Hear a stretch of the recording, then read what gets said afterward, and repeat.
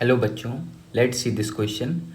The question says in the Young's double slit experiment, the intensity of a light at a point on the screen where the path difference is lambda is k. Lambda यहाँ पे wavelength है. The intensity at a point where the path difference is lambda by 4 will be.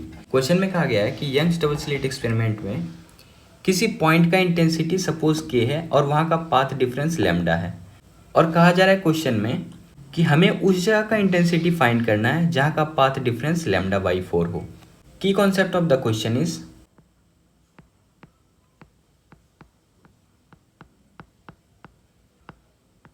First key concept of the question is resultant intensity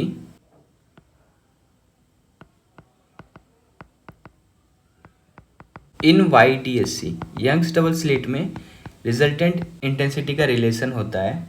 ये होता है I equal to 4 I naught cos square 5/2.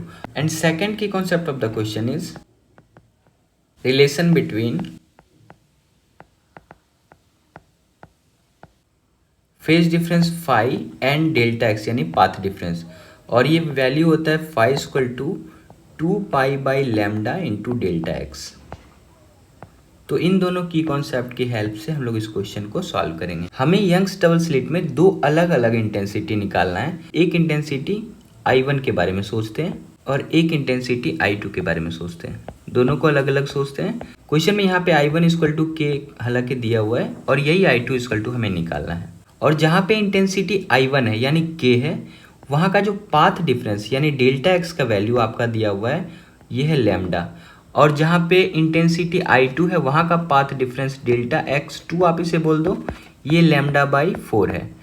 इसे आप x2 बोले हो तो इसे आप डेल्टा x1 बोल दो. हमें यहाँ तक तो पता चल गया.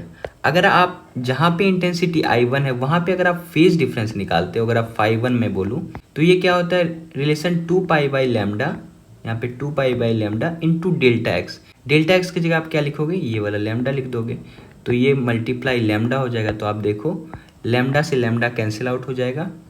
तो यहाँ से आप φ1 इक्वल टू बोल सकते हो सिंपली 2 पाई. तो हमें जहाँ पे इंटेंसिटी I1 है या फिर K है वहाँ का फेज डिफरेंस 2 पाई है. अब वैसे ही सिमिलरली जहाँ पे इंटेंसिटी I2 है अगर वहाँ का फेज डिफरेंस φ2 निकालें तो ये हम लोग क्या बोल सकते हैं फिर से 2 pi by lambda into delta x की जगह क्या बोल सकते हैं लैम्डा बाई 4. तो आप देखो लैम्डा से लैम्डा कैंसिल आउट हो जाएगा और 2 से 4 2 टाइम में हो जाएगा. तो यहाँ से आप φ2 का वैल्यू बोल सकते हो, ये आ जाएगा पाई बाई 2. अब आप देखो दोनों वैल्यू आपको मिल चुका है, φ1 भी मिल चुका है, φ2 भी मिल चुका है. अब हमारा काम है रिजल्टेंट इंटेंसिटी 1 का निकालना. तो 1 का रिजल्टेंट इंटेंसिटी I1 है या फिर इसे आप K बोल सकते हो. ये हम लोग वैल्यू लास्ट में पुट कर देंगे. I1 को आप क्या लिख सकते हो 4I1 आप मान लो या I डैश कुछ भी आप ले लो जहाँ का दोनों स्लिट का जो सोर्स होगा इंटेंसिटी रहा होगा. या आप बोल सकते हो 4I कॉस स्क्वायर φ1 बाई 2. और वैसे ही आप I2 भी बोल सकते हो. I2 अगर सेकंड वाले का रिजल्टेंट इंटेंसिटी I2 अगर आप निकालो तो ये भी आप बोल सकते हो 4I कॉस स्क्वायर φ2 बाई 2 यहाँ पे हो जाएगा.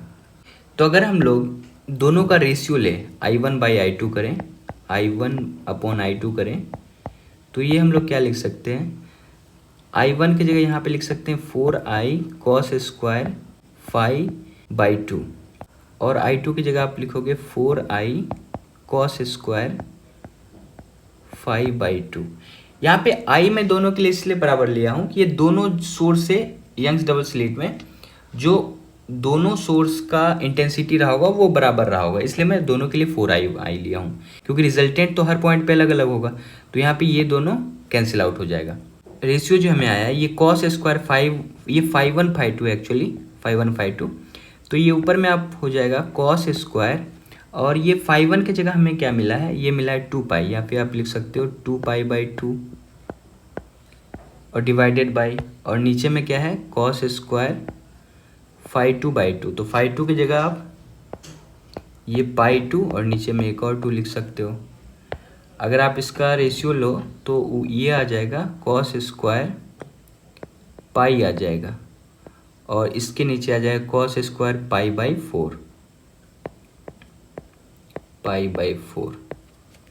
इसे आप अगर सिंप्लीफाई करो तो कॉस पाई का वैल्यू -1 होता है, तो -1 का आप स्क्वायर कर लो और divided by cos square pi by 4। Pi by 4 का वैल्यू 1/√2 होता है और 1/√2 का स्क्वायर हमें करना है, तो यहाँ पे मैं 1/√2 का स्क्वायर कर ले रहा हूँ।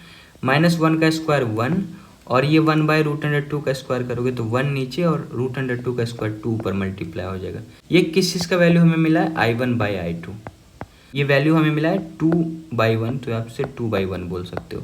नेक्स्ट पेज में अगर हम लोग इसे लें तो यहाँ पे आप बोल सकते हो I1/I2 इक्वल टू 2/1 हमें मिला है।